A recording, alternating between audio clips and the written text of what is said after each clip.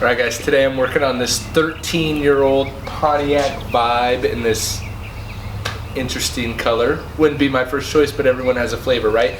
Now the point is, today with this one, what I really want to show is warning signs, things to look out for when you're assessing a customer's car so you can gauge what they want done to the car compared to what you can actually do to the car to make sure that you don't inflict more damage than has already been done to the car. So I'm going to bring you in closer to some of the warning areas and some of the things that the customer actually wanted done that I will not do, and inform them why I won't be doing it. So let me bring you in on this car and just a few of the warning signs. So the first thing that the customer was worried about were these headlights. So she said, oh, they don't look as clean, as crisp as they should. Now to me they look okay, and I don't know if the camera's gonna pick this up, but there's some speckles almost cracking all throughout the whole lens. So while they look kind of faded, there's actually cracking, not oxidation buildup on the edge of the lens. So that's not going to come out, okay? So I don't want to sell them on headlight restoration if I can't do it, okay? Another warning sign to look out for, or that I saw, was the window crowls, I believe they're called. But what's going on is that there's a bunch of wax residue left over right there, okay? Now wax residue in and of itself, not a big deal. But when it starts getting into sloppy places, you can assure yourself that the previous detailer hasn't taken good care of it at all. Again, wax residue on the window moldings, okay? Bird poop or an egg stain, I don't know if the camera's gonna be picking that up, right around here, hasn't been taken care of, etched through the paint. But you can see these window crowls, or the window rubber, I don't know if that's the right term, has been buffed over because the previous detailer didn't take the time to mask those off.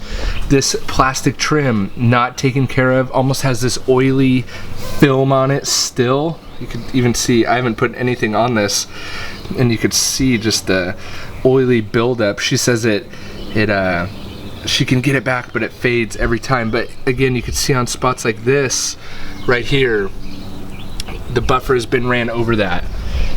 So you want to be careful of that, vigilant of that. Same with back here.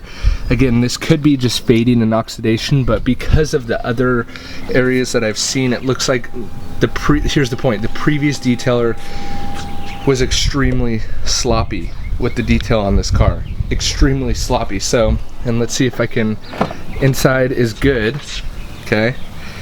Inside's looking good, but you can see, again, not sure if the camera can pick this up, but you can see this paint is a deeper color than the exterior paint, which would make sense because this, the jams aren't exposed to the elements like the outside of the car is, but you can see there's a few shade difference. Let's see if I could bring that in. There's a huge shade difference in the molding color of the car versus the exterior color of the car, which could mean oxidation, but probably not. But what's really going on, again, as you bring all these things to a conclusion, it's that either the car hasn't been properly maintained for a long time, but especially with that, the discoloring of the outside, it's sun faded, but the vibe, get it? Vibe, pun intended there. The vibe is that this car has been, oh, here's another spot on this bumper. Again, not sure if this camera's gonna be picking it up, but on this bumper, right in this area here, discoloration, hardcore discoloration. Granted, that's the plastic bumper, but the paint's starting to get thin from as you can see, maybe this headlight will pick it up a little bit better, that cracking inside the headlight. I'm not going to do anything with that. Again, don't want to charge the customer for something that's not going to have a dramatic return on their investment. So the point is that you have to be very careful when you're quoting out a detail on this car, because there's still money to be made in it.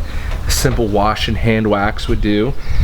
So there's still money that you can make off it. It's not going to be a killer, you know. You're not going to make $1,000 off this detail, but you can still make pretty good money for. You could average 80 to 90, $100 an hour on this detail. Granted, you're only going to get 150, $200 for this detail, but that's not the point of this video. The point of this video, there's another accident spot right there. The point of this video is that you want to be careful when you're quoting out these cars to make sure that you're remaining profitable, but you're also going to give a good end result to the customer. So as I kind of set my camera back up there and I come in working on this rack, that's not too well. So as I come back into the shot, you just want to make sure that you are accurately reporting and assessing the vehicle for what it's worth and informing the customer on that. Telling her, look, because of my experience,